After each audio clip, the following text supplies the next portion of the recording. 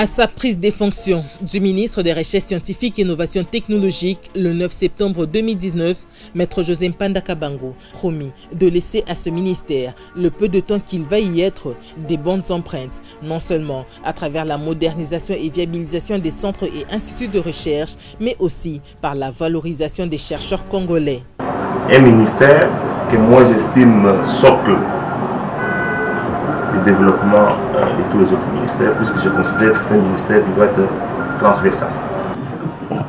Je voudrais laisser les empreintes, de nouvelles empreintes. On va se battre. Mettons-nous au travail. Se battre, Maître José Mpanda ouvre le premier chantier de la dotation des centres et instituts de recherche, des matériels et autres équipements, ainsi que de laboratoires. Le premier centre à être servi, c'est l'Observatoire volcanologique de Goma, OVG. Il a bénéficié des équipements spécifiques, notamment les stations sismographiques, les capteurs thermiques, les ordinateurs pour le laboratoire de sismologie, les ordinateurs et imprimantes pour tous les départements. À ce jour, l'OVG dispose des laboratoires qui, grâce à l'action du président de la République, répondent sans faille aux standards internationaux. Maître José Mpanda est parvenu à automatiser la gestion des volcans des Virunga par l'OVG. En effet, à son arrivée à la tête de ce département gouvernemental, ce warrior de Jean-Michel Samalukonde Kyenge avait jugé peu décent et souverainement un scandale que le véritable contrôle et surveillance de la vie des volcans Nyiragongo et Nyamulagira depuis tous les régimes politiques passés se fasse à partir d'un serveur placé à Luxembourg en Europe et géré par le Centre européen de géodynamique et de sismologie ECGS. Depuis août 2022, l'OVG surveille en temps réel depuis Goma grâce aux équipements nécessaires dont il avait besoin et fournis par le gouvernement sur fonds propres. Ces équipements opérationnels sont manipulés par des Congolais. Fini donc la dépendance vis-à-vis de l'ECGS de Luxembourg grâce à Maître José Mpanda. Le Centre de recherche géologique et minière CERGEM, l'Institut de recherche en sciences de la santé IRESS,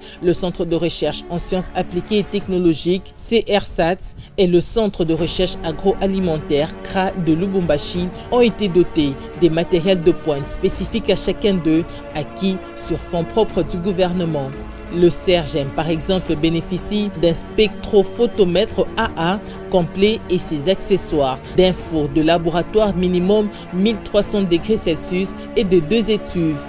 L'IRESS est bénéficiaire d'un agitateur magnétique, de 5 agitateurs de type Vortex, d'un appareil à pointe de fusion digitale et ses accessoires, de 5 bains marines, de 5 balances analytiques, de 3 centrifugeuses à haute vitesse, de 4 chambres d'observatoire pour la lampe UV, de 3 congélateurs, de 3 distillateurs, de 2 étuves à vide et une universelle, d'un évaporateur rotatif, de 2 fours à moule, d'une haute à flux laminaire horizontal, de 3 microscopes binoculaires, de 5 pH mètres portables CCM Silica gel préparatif en verre, de 2 plaques CCM Silica gel préparatif en aluminium, de 2 plaques CCM Silica gel analytique support en aluminium, de 3 réfrigérateurs, d'un spectrophotomètre visible et UV, d'un dessiccateur à vide, de 15 lunettes de sécurité, de 2 creusets en porcelaine dure émaillée température max,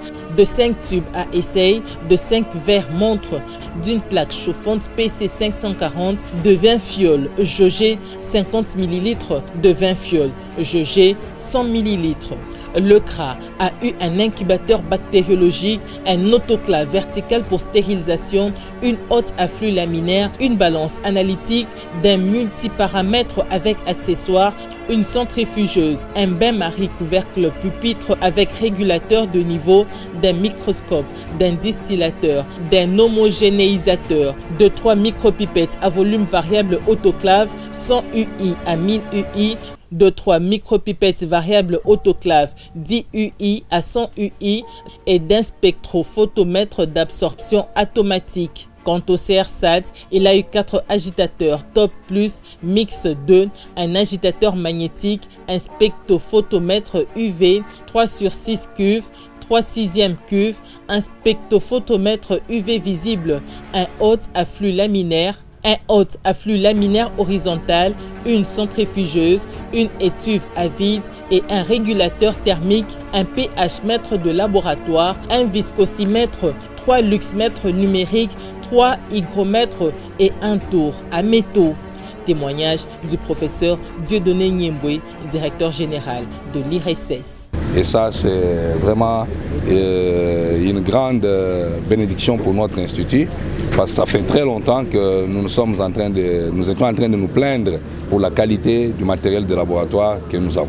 Sans honte, je peux dire que jusque-là, nous avons fonctionné avec des laboratoires de routine qui ne correspondaient pas à l'image d'un institut de recherche en sciences de la santé.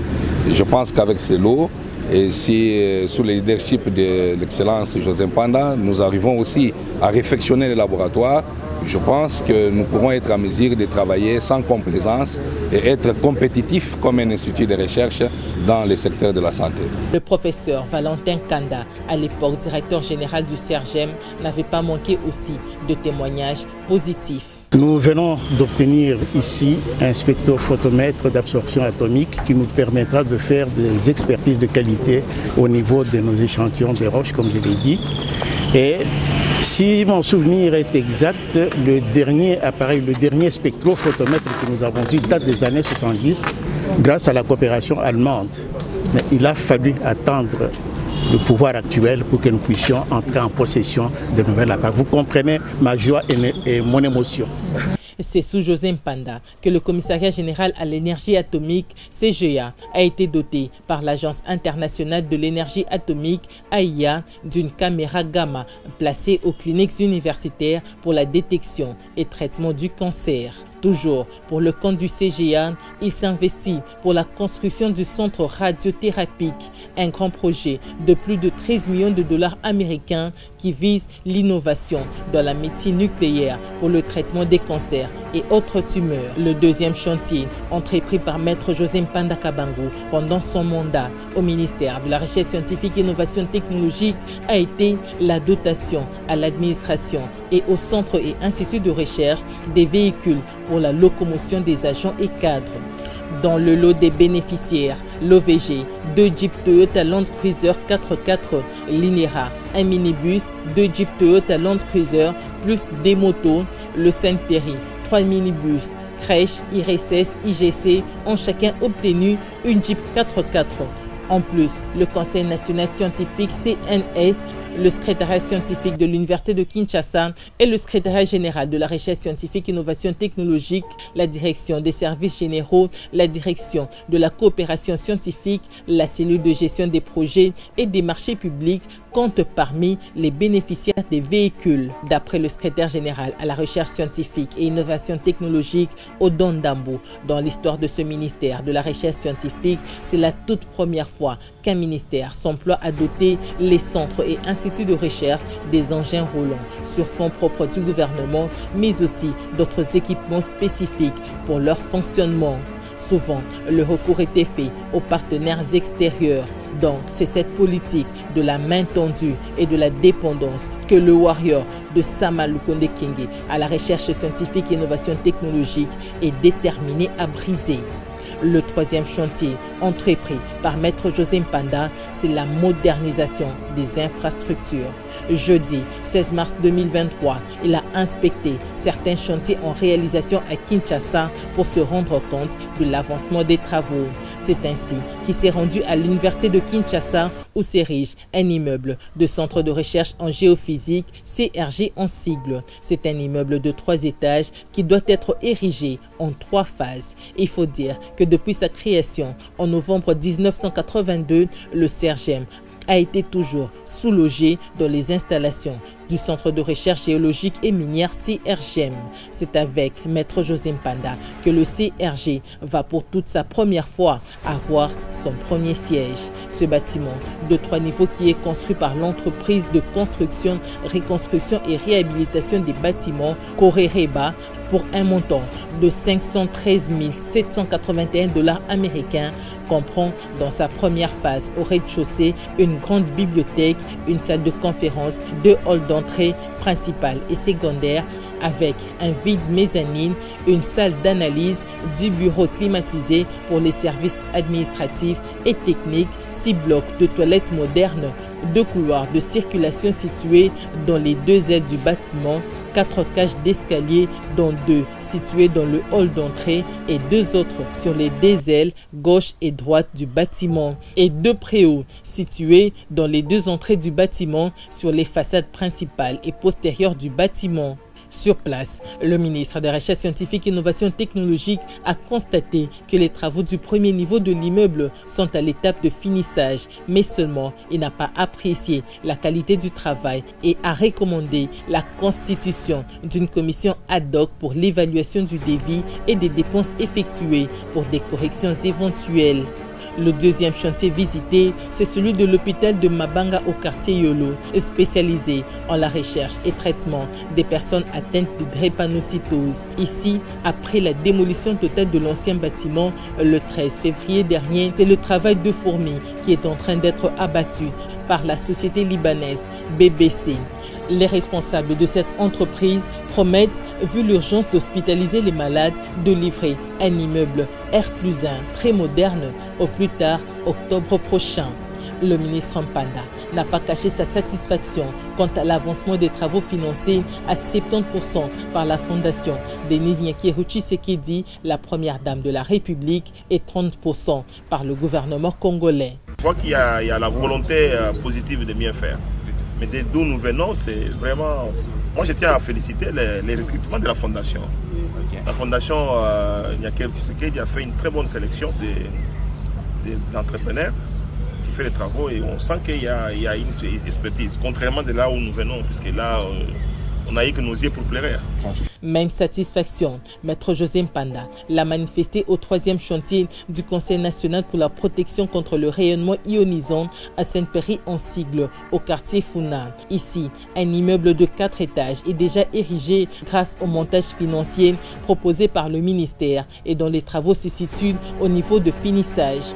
Cet immeuble, né sous le centre d'une petite bâtisse démolie, permettra de contenir tous les agents du Sainte-Péry qui étaient en souffrance des locaux et dépensaient beaucoup d'argent pour le loyer. Un bon travail, nous pensons qu'on va pouvoir se battre rapidement avec les comités de gestion pour qu'on voie comment il faut arriver à meubler aussi et même arriver à terminer rapidement pour qu'ils puissent ne pas être locataires. On a trouvé Sainte-Péry qui n'avait pas de locaux et là c'est notre initiative personnelle.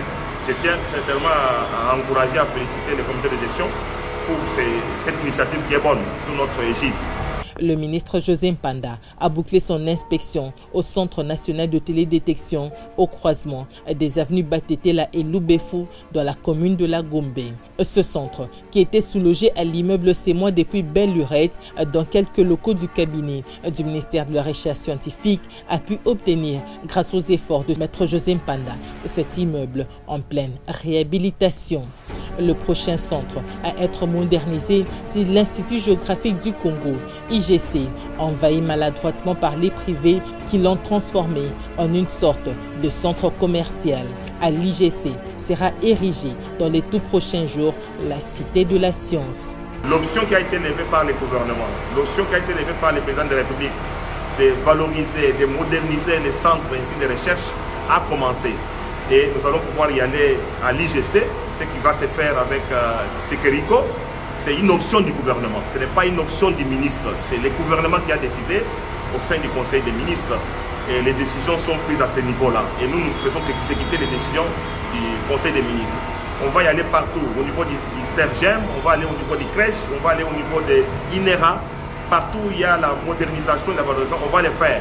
Et là, je profite pour réitérer les messages qui avaient été donnés par le secrétaire général, d'appeler tous ceux qui sont intéressés à gagner les marchés au niveau du ministère de la Recherche scientifique. C'est ouvert à tout le monde. Donc on a comme l'impression qu'on ne privilège que les expatriés. Non, tout Congolais qui a la volonté de pouvoir gagner les marchés, le ministère de la Recherche scientifique est en marche vers le soutien du développement et même de la vision de Tshisekedi pour que nous puissions revaloriser, moderniser les centres ainsi de recherche. D'après les maquettes de la société Sokeri Kossarl, qui va construire à ses frais, dans un partenariat public-privé, les deux immeubles, l'un de 7 étages et l'autre de 11 étages, seront érigés dans cette concession de l'IGC. Contrairement aux mauvaises langues réfractaires à la modernisation et l'innovation et qui diabolisent ce projet, il faut rappeler et rappeler encore que cette concession de l'IGC n'a jamais été vendue, mais elle est plutôt mise en location. La décision de rénovation et modernisation de ce centre et institut de recherche relevant du ministère de la Recherche scientifique et innovation technologique avait été prise lors de la 45e réunion du Conseil des ministres tenue en date du 18 mars 2022. Il s'agit de procéder par des partenariats publics-privés à l'exploitation en location des terres des centres et instituts de recherche qui en disposent à travers tout le pays en vue de les valoriser. Après l'IGC, le Centre de recherche en sciences humaines, Crèche, le Centre de recherche géologique et minière, CERGEM, le Centre de recherche agroalimentaire, CRA Lubumbashi, le Centre de recherche en sciences naturelles, CRSN, Luiro, le Centre de recherche en hydrobiologie, CRH Ouvira et l'Institut national pour l'étude et la recherche agronomique, INERA, sont aussi concernés par ce projet de modernisation.